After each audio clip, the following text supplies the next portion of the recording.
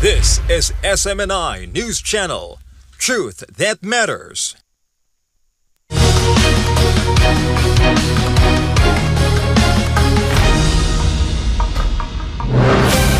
Magandang araw. Naglabas na ng opisyal na pahayag si Pastor Apollo C. Kibuloy kung saan itinanggi niya nagtatago siya sa mga otoridad. Narito ang kabuuan ng paliwanag ni Pastor Apollo kung paano at bakit kailangan niyang protektahan ang kanyang sarili laban sa papangabuso at mapangambing mga individual at organisasyon. Mga kababayan, mga kapatid sa Panginoon, sa Kingdom Nation, sa buong sanlibutan, at sa lahat ng aking mga kababayan dito sa ating bansang Pilipinas at mga OFWs na sa ibayong dagat, magandang araw po sa inyong lahat. Ako po ay merong mensaheng ipaabot ngayon sa mga nangyayari sa ating bansa at nangyayari po sa akin, sa KOJC at sa lahat ng mga pangyayaring itong hindi natin inaasahan na ito'y mangyayari ngayon sa ating bansa. Hindi ko po inaasahan na aabot sa ganito ang mga pangyayaring ito, na aabot ako sa ganitong klaseng panahon na ang mismong umuusig sa akin ay ang aking sariling bansang Pilipinas. Mga kaibigan at mga kababayan,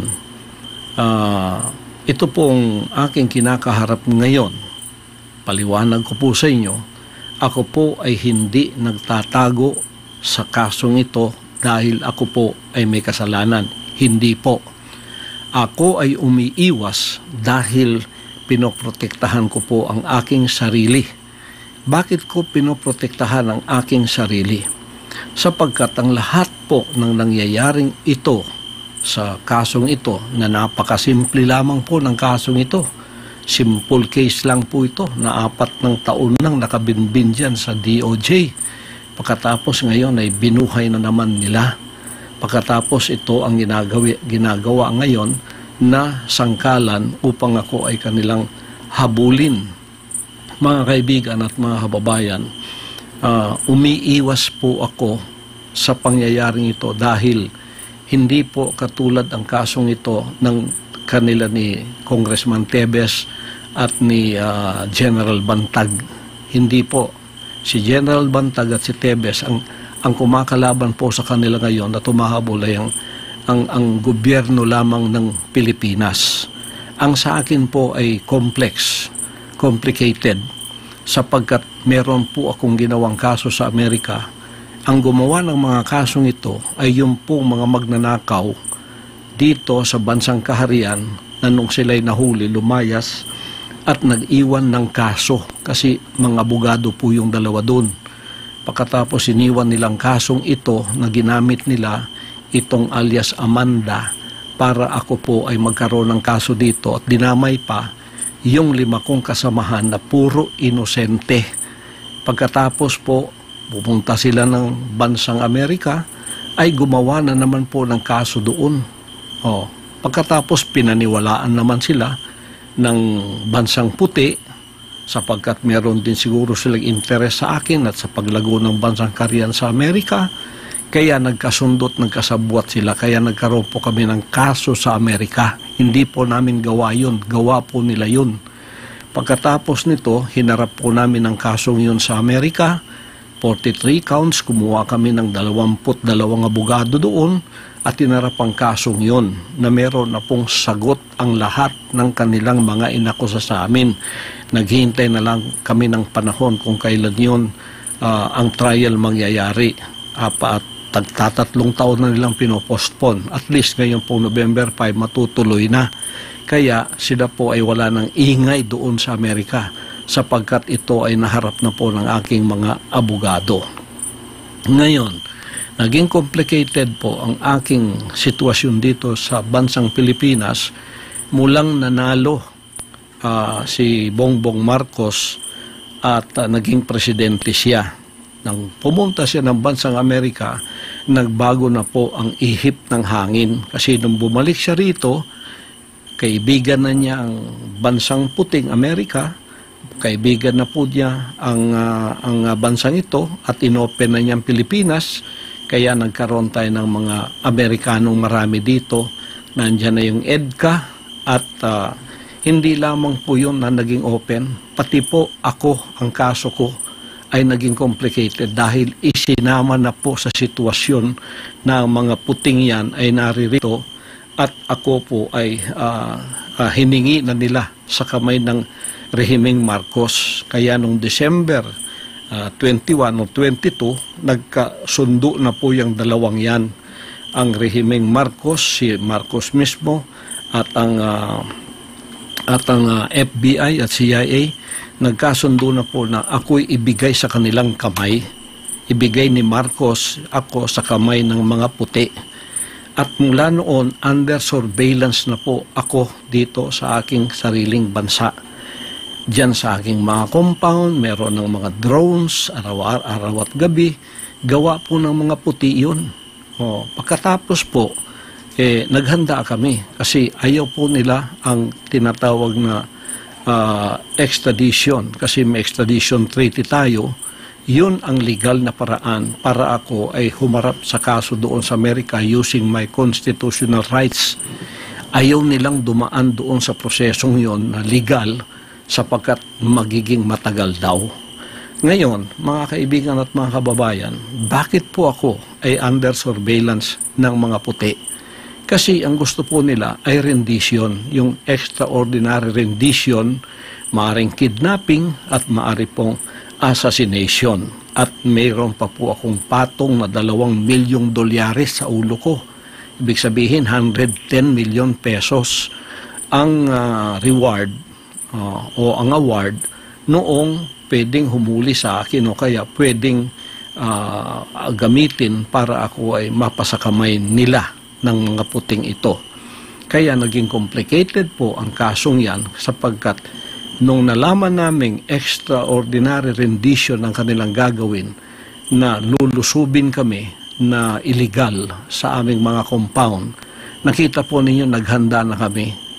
Araw at gabi ay meron po kaming paghahandang ginagawa na anumang oras na kami lusubin illegally, kami po ay tatayo sa aming mga paa, tatayo at ipagtatanggol namin ang aming sarili at ang aming mga propriedad na gusto nilang lusubin at gusto nilang by force papasok po sila upang gumawa ng extraordinary rendition.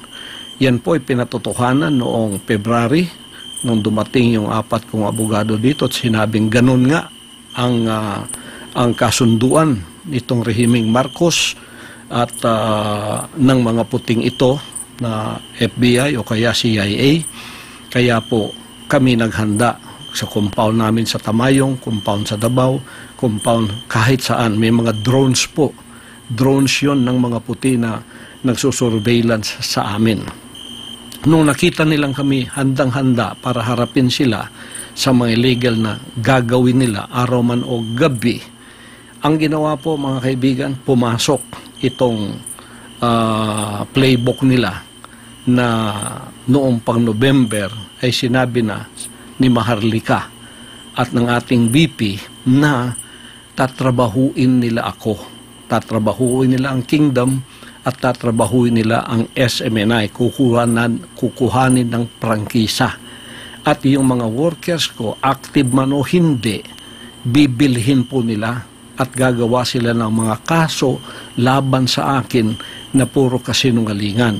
Diyan na po pumasok ang Kongreso at ang Senado. Kongreso po, walang dahilan.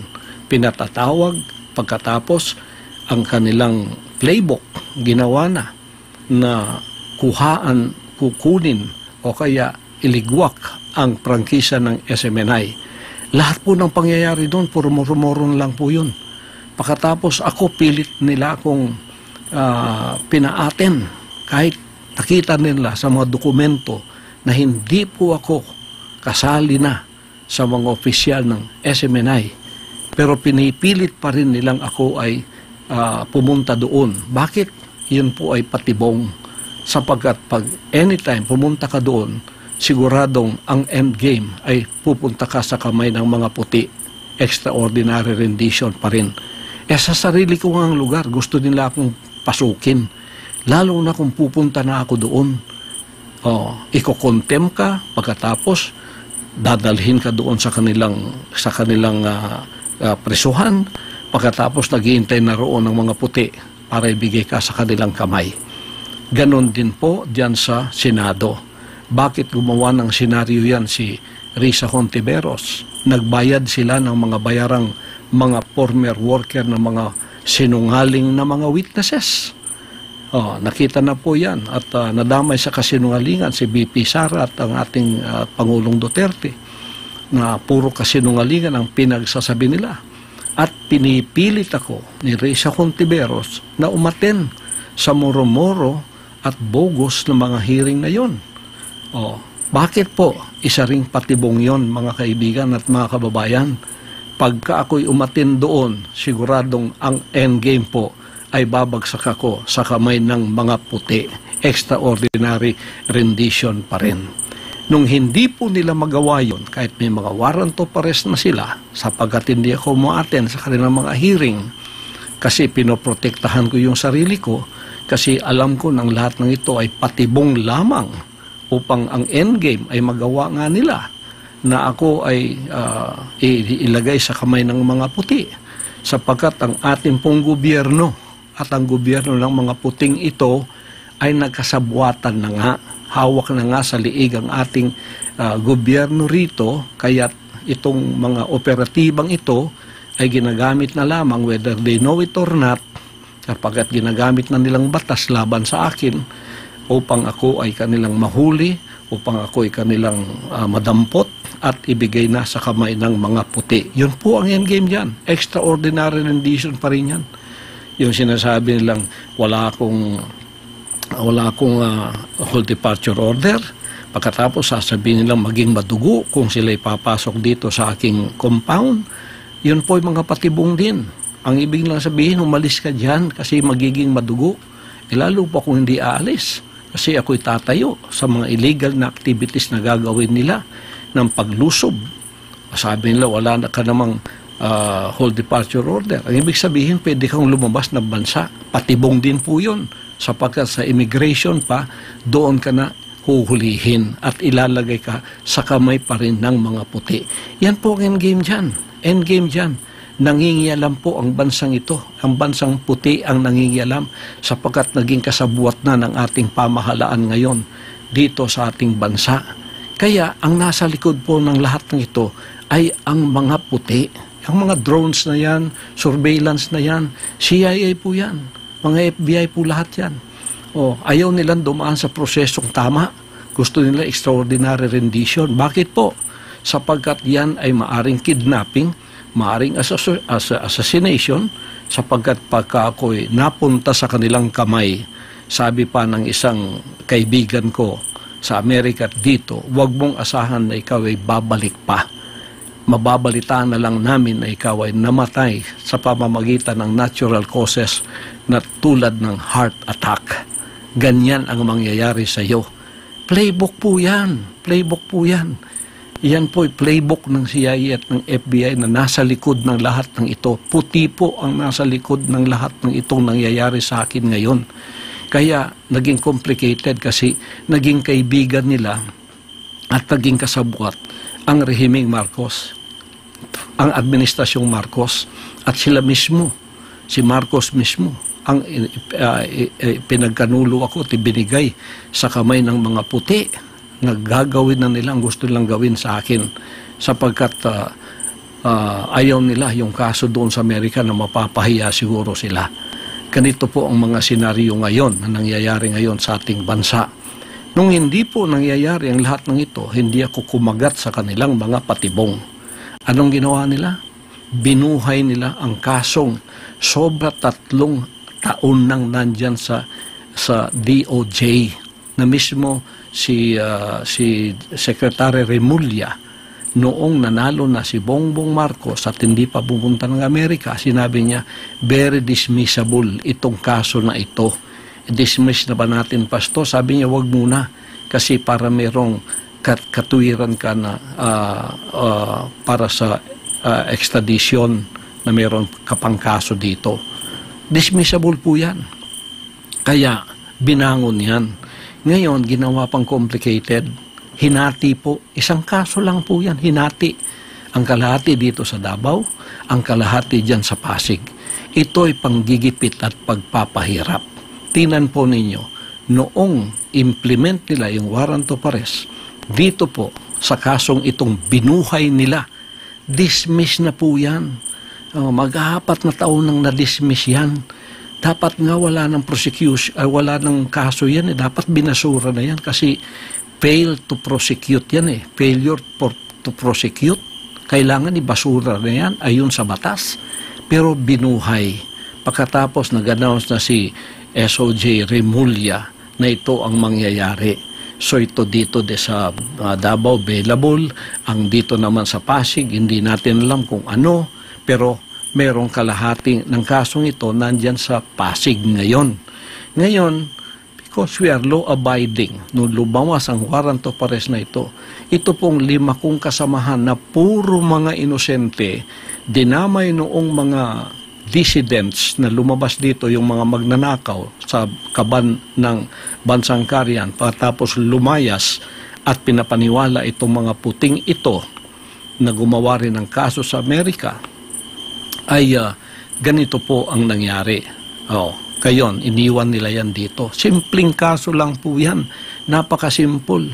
Kung wala po nangingialam ang bansang puti, harapin ko po lahat yan. Napakasimple po ng mga kasong yan.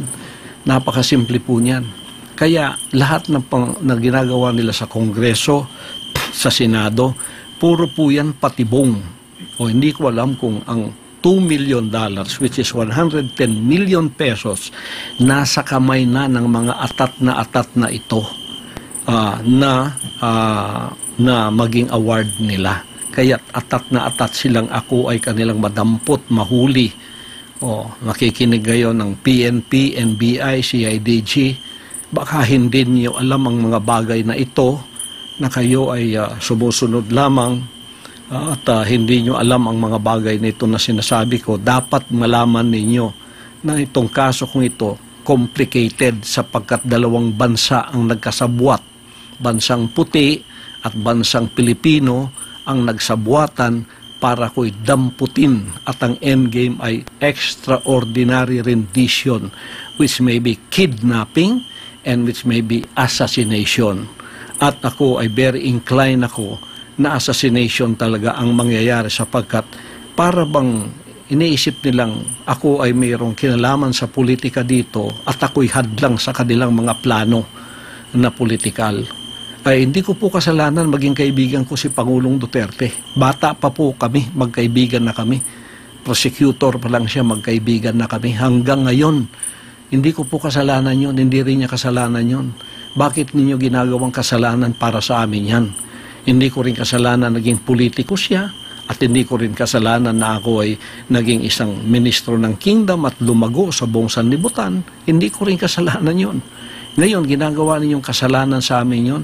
Problema po ninyo yon.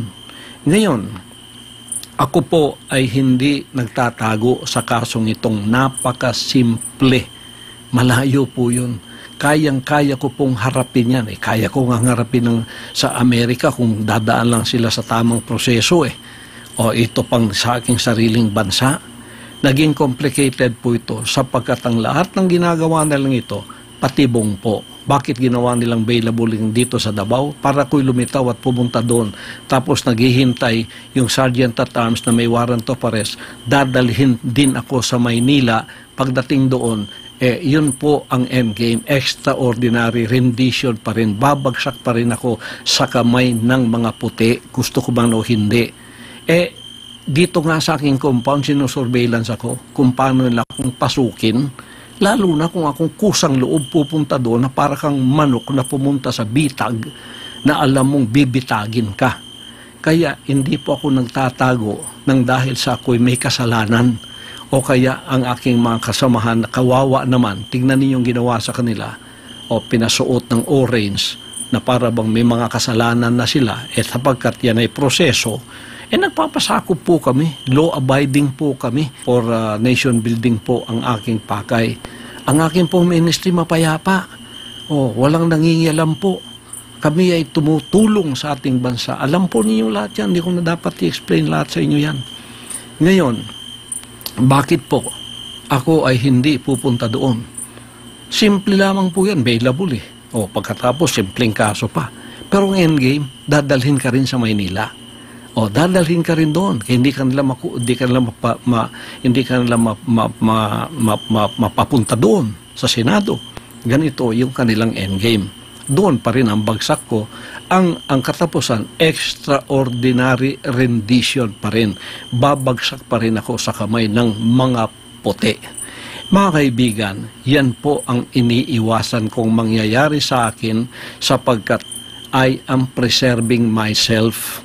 Ito po ay wisdom ng Panginoong Diyos to preserve myself. Iniingatan po ako ng Ama na hindi ako pupunta sa patibong ng tao para mangyari ang kanilang gustong gawin sa akin na kanila akong bawian ng buhay sapagkat ako'y hadlang sa kanilang mga plano. Yan po ay pag-iingat ng banal na Diyos sa akin. Gusto ninyo akong lumitaw para harapin ang lahat ng ito? Ito po ang kondisyon ko. Bigyan ninyo ko ng garantiya na hindi mangingialam ang mga puti sa kasong ito sa Pilipinas. Hindi mangingialam ang FBI, ang CIA, ang US Embassy. Bigyan ako ng garantiya ng Presidente ng Pilipinas. Bigyan ako ng garantiya ng Secretary of Department of Justice, Boying Remulla. Written po yan, written. Bigyan ako ng garantiya ng PNP head na si Marbil, General Marbil. Bigyan ako ng garantiya ng NBI head at CIDG.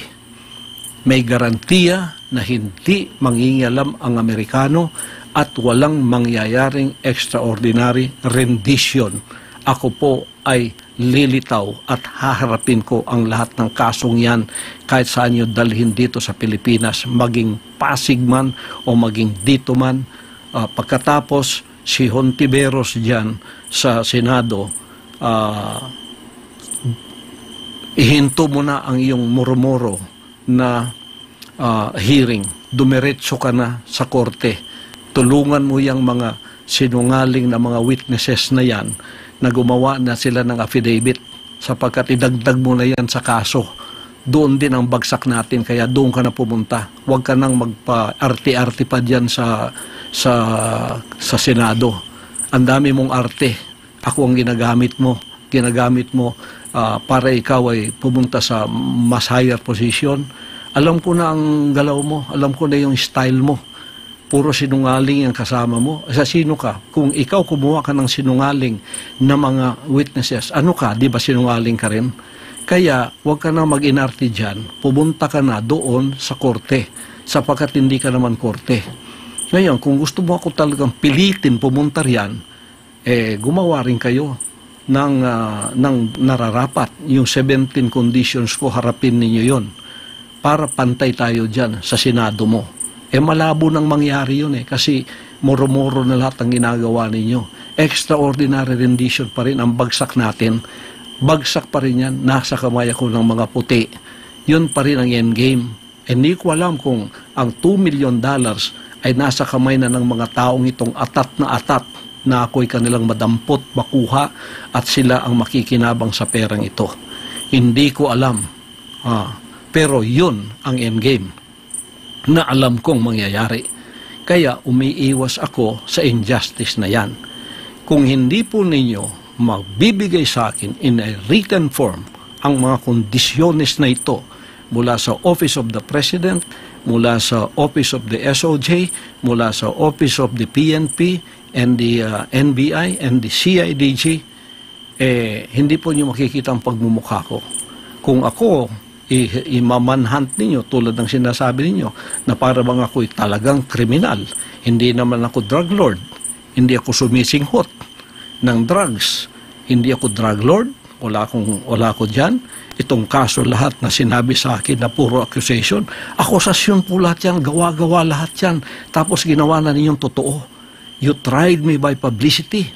trial by publicity ang style ninyo kasi wala kayong laban sa korte. Hindi kayo patas makilaban. Ito namang bayarang media, pagkakasinwalingan, pagkakasiraan, nandoon kayong lahat. Pero yung rally namin, kahit isa, wala kayong kinover. Pagka mabuti, wala kayong kinocover. Lahat ng binabalita niyo sa akin, puro masama. Kasi masasama din kayo, bayaran kayo ang tawag ko. Sorry media, kasi may media rin kami, ang SMNI. Hindi nyo mabili yan ngayon, ginugurgur ninyo dahil hindi nyo mabili. Ngayon, maliban kung bigyan ninyo ako ng garantiya na hindi mangingialam ang mga puti, FBI, CIA o sino pa man sa kanila, haharapin ko ang kasong yan. Simple po ang mga kasong yan. Lalo na puro mga sinungaling ang kaharap namin. Dokumento po ang nasa aming mga kamay. Bakit hindi ko haharapin? Umiiwas po ako dahil ang playbook ninyo, alam ko, ang katapusan is extraordinary rendition. Mapasakamay ako ng mga puti, magiging klaro recto number 2 ako, mamamatay ako sa kanilang kamay, iyan sa buong sanlibutan, heart attack ang ikinamatay ko. Pero patay na ako. Yan ang endgame ng playbook na ito. At hindi ninyo yan pwedeng ipagkaila. Maliban kung ibigay ninyo sa akin ang garantiyang aking hinahanap, hindi po ninyo ako makikita. Sige, i-manhunt ninyo ako. Ako'y tatayo na hindi magpapasakop sa injustice. Ako'y hindi magpapasakop sa tyrannical rule. Ako'y hindi magpapasakop sa oppression and suppression of my rights. Pagka ako'y binaril ninyo, papatay ninyo, mabuti pang ako ay mamatay sa kamay ng mga Pilipino, dito sa aking bansa, tutulo ang aking dugo, kaysa ako ay mamatay sa kamay ng mga puti na nasa ibayong dagat, nasa kanilang bansa o sa ibang bansa ako dadalhin. Hindi po ako papayag sa ganun. Kung imamanhunt ninyo ako, kayo mga CIDG, kayo mga NBI, kayo mga kapulisan, yan ang senaryong haharapin ninyo. Magiging martir akong tulad ni Rizal. Magiging martir akong tulad ni Bonifacio. Pero tatayo ako sa aking kinatatayuan. Kung kayo, mga oppressor ko ngayon, ay hindi na mga banyaga, ginagamit kayo ng mga banyaga, nagkasabuatan kayo para sa aking harapan, banyaga pa rin kayo. Tatayo ako laban sa inyong oppression, sa inyong suppression of my constitutional rights, at tatayo ako laban sa injustice ng gobyernong ito. Mabuti pa, uulitin ko, mamatay ako, tutulo ang dugo ko sa sarili kong bansa na nakatayo ako sa sarili kong paa na hindi ko ipinagbili ang honor ko at ang honor ng aking pagtayo bilang isang tunay na pastor, bilang isang tunay na mamamayan na hindi nagpapasakop sa panlilinlang, panggigipit, pangingikil at sa pagsisinungaling. Ako po ay lalaban sa mga kasinungalingan na ganyan. Ako po, pag nahuli ninyo, hindi ako magpapahuli ng buhay. Barilin na lang ninyo ako. Kung ako'y huhulihin ninyo, hindi ninyo ko mahuhuli ng buhay maliban kung ibigay ninyo ang garantiyang hinihiling ko sa inyo. Sasabihin kong muli, simple mga kasong ito. Kahit sa Amerika, simpleng mga kaso kasi puro kasinungalingan. Haharapin namin lahat. Basta dito sa Pilipinas, wag lang mangingialam ang bansang puti. Yung mga puting yan, wag lang mangingialam sapagkat nagkasabuatan na ang rehimeng Marcos at ang mga puting yan na naririto na hawak na ang liig ng ating bansa. Yan po ang endgame nila. At ito rin ang endgame ko. Kung ang endgame nila, bawian ako ng buhay sa kanilang kamay, hindi ako papayag. Kung ang endgame nila ganon, hindi ako papayag. Ang endgame ko, mamamatay ako sa kamay ng mga Pilipino, okay sa akin yon.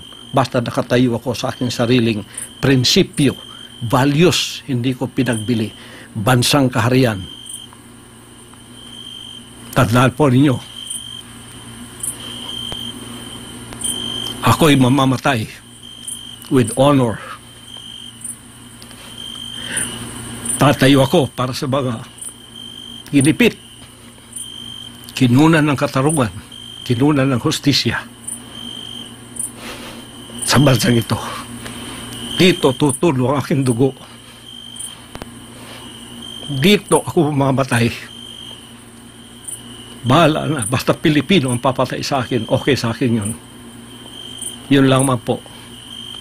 Pagpalain tayong lahat ng ating dakilang Ama at naway manumbalik ang kapayapaan, ang katarungan, hustisya sa bansang ito. Salamat po. Manatili nakaantabay sa pinakahuling kaganapan dito lamang sa SMNI News. Magandang araw.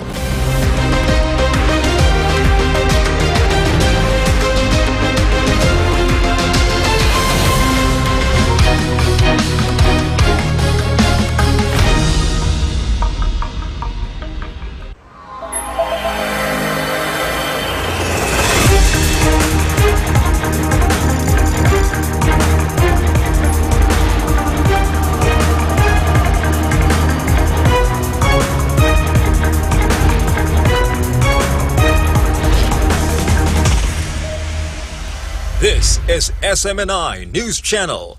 Truth that matters. Subscribe to SMNI News Channel and turn on the notification bell to keep you up to date. Also visit our official social media accounts and join our community on Viber and Telegram.